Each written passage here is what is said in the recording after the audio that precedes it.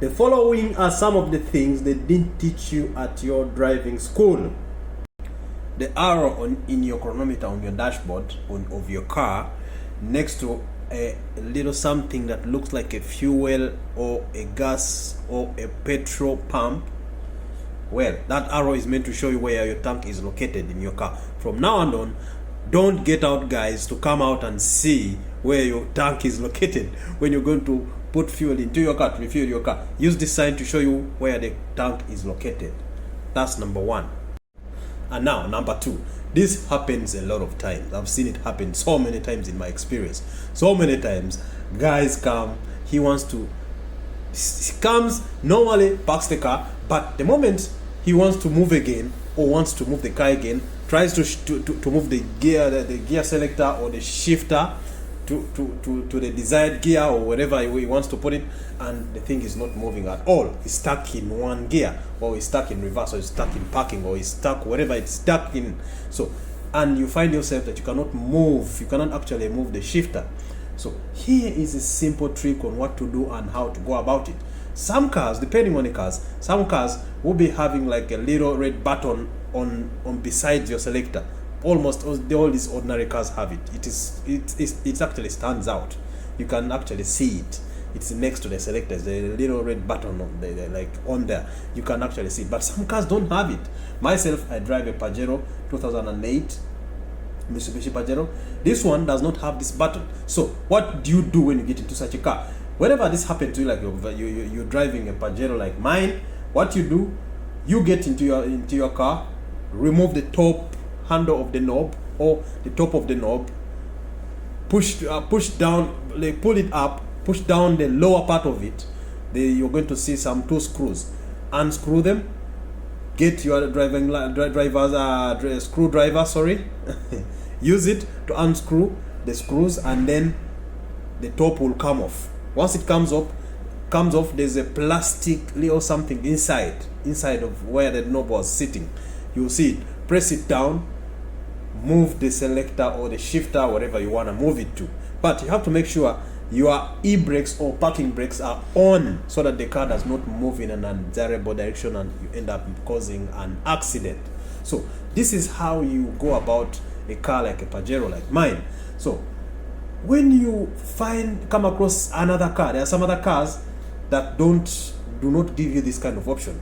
If you have another car like a Mazda or any other car, there's always a little circle next to the shifter in front, towards the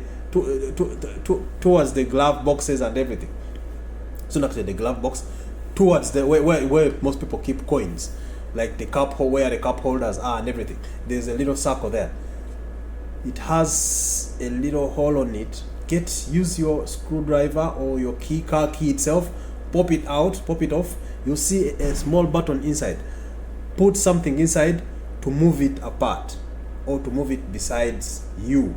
Press it hard. The selector, you'll be able to move the selector wherever you want to, or whichever direction you're desiring to move it to, and your car will be able to move.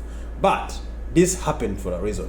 Some part of this shifter has probably broken off inside the shifter. So after that, when you get yourself from that jam, take it to the mechanics and get that part. If you can do it, remove the top of the knob and buy that small part of it, and it's like $2. Buy it and replace it immediately.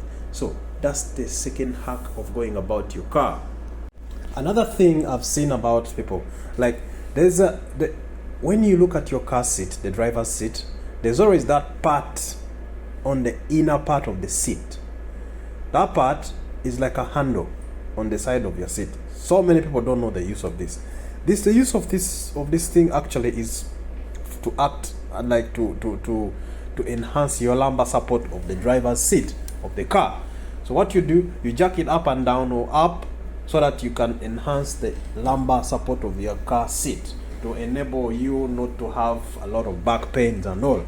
So whenever you're in your car and you want to adjust this lumbar support of your car, do this. If you don't have one, some of it probably is broken or whatever it is, you can buy a cushion that's bought separately. You can buy it and put it there to avoid any kind of back pain.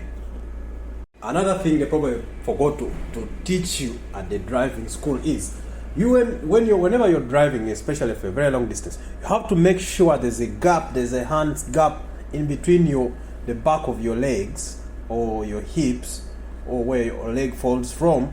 You have to make sure there's a hand gap in between the seat and your leg. Ensure there's this kind of space. It helps you to avoid any kind of pains that come with it, especially driving for longer distances. So always leave that gap. You must make sure you're seated in a 100-degree angle, not a 90-degree angle. Please, it has to be in a 100-degree angle so that your arms are straight and looking upward in the windscreen. Always ensure to check your brake linings, your brake hose pipes, and after changing them, make sure you bleed your brakes.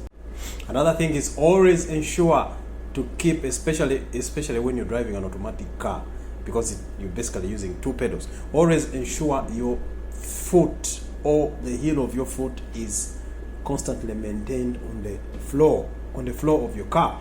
Don't move your your foot up. Shifting it constantly between your pedals is not an advisable thing to do, because it makes you slower. And believe me, any kind of inch, any kind of second that you spend can cause drastic turns, and it can cost you a lot. So please make sure your foot is always the heel of your foot is on your ground. So you should always move the top of your foot.